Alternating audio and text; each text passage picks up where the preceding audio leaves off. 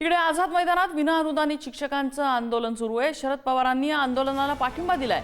रोहित पवार या ठिकाणी मुक्कामी होते। शरद पवारांपाठोपाठ उद्धव ठाकरेंनी सुद्धा या आंदोलकांची भेट घेतली आहे। मंत्री गिरीश महाजन यांनी या आंदोलकांची भेट घेतलेली आहे। अनुदानाची घोषणा केली, मदत कधी मिळणार असा प्रश्न शिक्षकांनी विचारलेला आहे।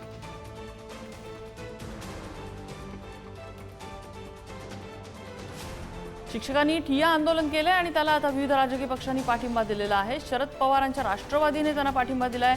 इकडे उद्धव ठाकरे आणि आदित्य ठाकरेंनी सुद्धा या आंदोलकांची भेट घेतली।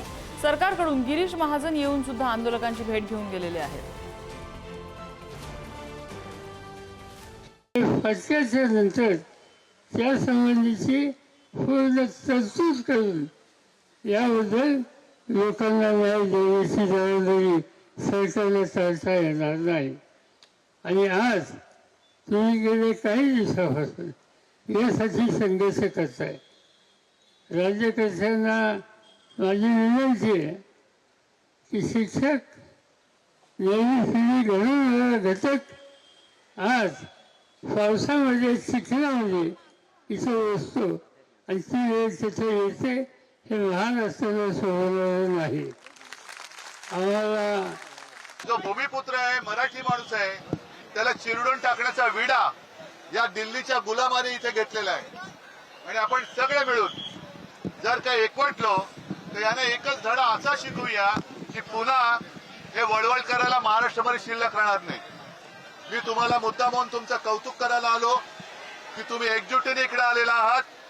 शिवसेना पूर्ण ताकदीने तुमच्या सोबत खांद्याला खांदा लावून हा आपला लढा जिंकेपर्यंत सोबत राहील हे तुम्हाला वचन देतो।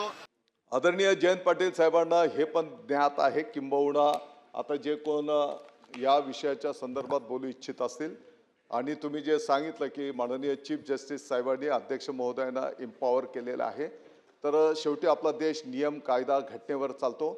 या संदर्भातला जो काही नियम आहे त्या नियमाप्रमाणे शिक्षण संस्था चालकांची पण जबाबदारी आहे। जोपर्यंत आता 20% जर ते टप्पा मिळत असेल तर 80% पगार त्या शिक्षक बांधवांना देणं ही संस्था चालकाची पण जबाबदारी। मी फक्त नियम सांगतो, म्हणजे आपण संस्था चालक आहात तर एक जस्ट माहिती करता मी फक्त आपल्या निदर्शनास हे आणून देतो।